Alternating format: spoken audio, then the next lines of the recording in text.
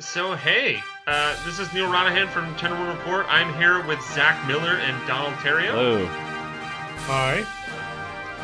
And we're watching some footage of Dragon Quest VIII on the 3DS right now. I got to experience a video conference demo of Dragon Quest VIII, which is kind of cool. By Rob, who you'll see is the player character who this footage was captured from. But I'm really excited for this remaster. I don't know if it's as much a remake, because it's still, I mean, it's not like how Dragon Quest VII was a full-on remake of Dragon Quest VII. This is more of like it's on 3DS. I guess port or enhanced port, whatever term you want to use for it. Yeah, because there is some new stuff in it. There's new stuff. Yeah. What? There's new stuff. Yeah, there is new stuff. The new stuff, we got some new characters. I think this video that we're watching right now should go through some of that. The enemies now show up on the overworld, which that's nice. I like that in DQ7 a whole lot, so it's nice to see it come back here. And I think like it looks really nice on 3DS. I don't know how you guys feel about it watching this video right now. Looks better than I thought, although there's quite a bit of pop-in. Yeah. That's what I've heard some complaints from people. I've heard some complaints about it running poorly. I brought that up during the demo, and the reviewer or not the reviewer, the player, he had put like 50 hours or so into Dragon Quest VIII. He said he just encountered like a little slowdown here or there, but nothing that bothered him. But I've heard from other people that they stopped playing the game because it got so chuggy at the end. So maybe your mileage may vary. Maybe that's the takeaway from that. I like the camera control. Yeah, it looks like it's similar to what they had in DQ7, where you can I think you use the shoulder buttons to kind of tilt it around. It actually looks really good the more I look at it. Yeah, because when we've seen of this in videos, like in trailers that Nintendo's put up and in the directs, hasn't looked all that good. But I think the general rule that 3DS games look better on the 3D screen than they do in live video kind of definitely applies here. Yeah, if you blow up a 3DS game, it's always going to look crappy. He's certainly walking around. He's going to get in some... Yeah, now we're in a battle. Oh, Dark Turkeys, of course. Now, this guy's played the game before. Yeah, you can change the speed. Now he's gonna wreck some fools.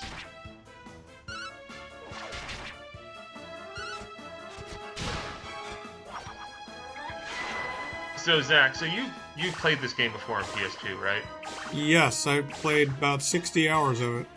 Okay, so you did not finish it, but or did you? No, I didn't. I eventually got burned out. That seems to happen a lot in some Dragon Quest games. I've heard a lot of that happening with people with Dragon Quest VII. That's a very, very long game. How about you, Donald? I mainly got the PS2 version because of the Final Fantasy XII demo. I think a lot. That's why I played it too. I was not that into Dragon Quest when this game first came out. I got through the first dungeon. I know that much, but after that, there was so much coming out around that time that it sort of just fell away. And that's why I'm definitely looking forward to this, just because I can finally go back and play this to completion now, or at least try to. Not like there's much coming out for it in the next. Yeah, because that's kind of what I'm realizing with Dragon Quest VII is that I think that's like. It's still a good game, but I don't think it's a great Dragon Quest game. I've heard people talk about this like it's their favorite RPG ever. So this is one of the new characters that you can play as, Mauris. He's the monster arena guy. He uses claws. I like that he has Hand of God. He also has a thing called Can Opener.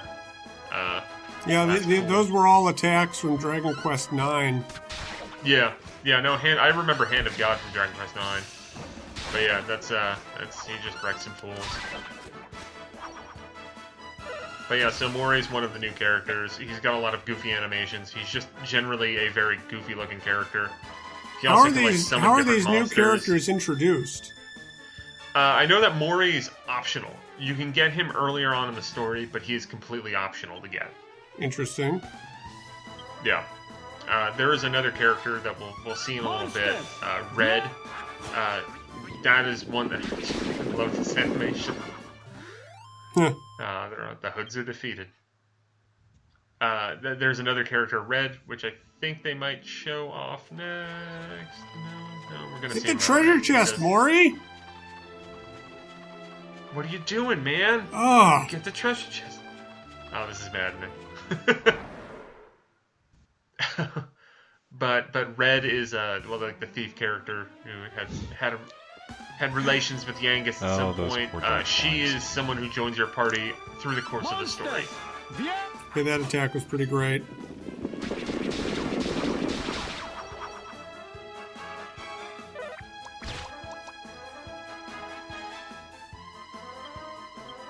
But I definitely I can see myself playing a lot more of this than Dragon Quest VII, honestly, because I mean I've heard so many good things about Dragon Quest VIII, and it's a game that I've always intended to go back to, but I never have. So this is a perfectly fine excuse to play this game again, or play it more than like the 10 hours that I did.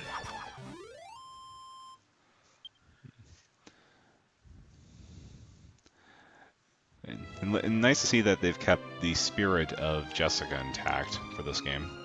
Yes. Yeah, apparently each character has new outfits. I think there was some hubbub over the outfits, and here's the character Red.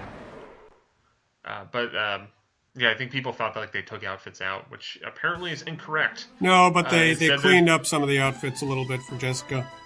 Okay. But there are multiple outfits to choose from for each character. Before it was only the Avatar and, that's cool. And Jessica that had multiple outfits. Now everybody does. Yeah, Fandango.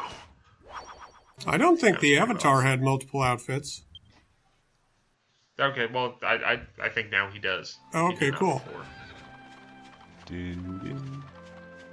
yeah, so this is Red. This is the new player character. And he wrecks some stuff there. In this one. Yeah. Butterfly Bop. Nice.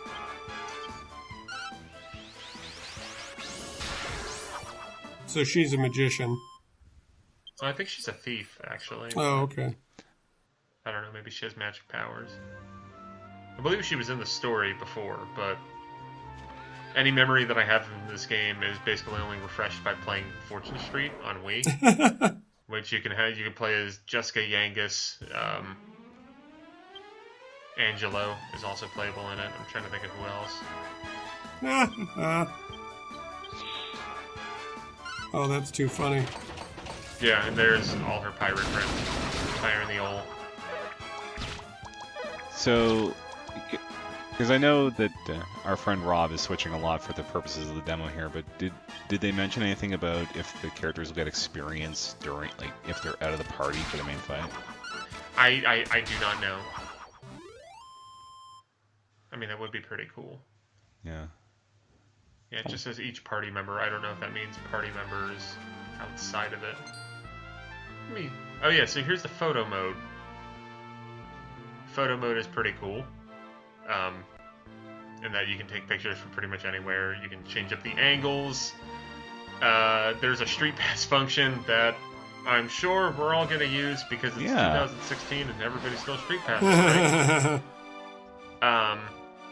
But you can share them, and if you find another solo Street Pass from Dragon Quest VIII in early 2017, you can share your pictures, and if they give a thumbs up, then you can get a bonus. And there's all these poses. The poses are kind of ridiculous. You know what game has this exact same functionality? What? Senran Kagura 2. Why am I not surprised?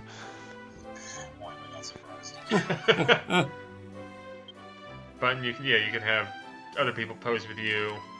I mean, that's a fun one. Her and Yangus go way back. So what's he gonna show us next?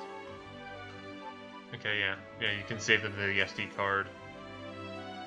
Oh, look at that. Yeah. There's ha-has, ahs, and woes, and you can embellish them with all sorts of goofy stickers and filters. this feels like the kind of thing that I'd probably like put like 5 minutes into and just be like, look at how cool this is, and then never touch it again. Like, I see the logic. Yeah, I'm lucky enough to live with a Dragon Quest fan, so I might use this more than most people. Like, it looks really cool and fun, but it does strike me as, like, when did this come out in Japan? Like 2013? Like, something that in 2013 they were probably like, this is gonna change the world. Well, this one was actually 2015, summer of 2015 oh wow. in Japan, so Okay. This is a little bit closer to the Japanese release. And photo modes are a big deal if it's between Pokemon and pretty much every PS4 game. Mm-hmm. Very true. Now go back to that cat one. Oh. Aw, the heart wanted dead or alive.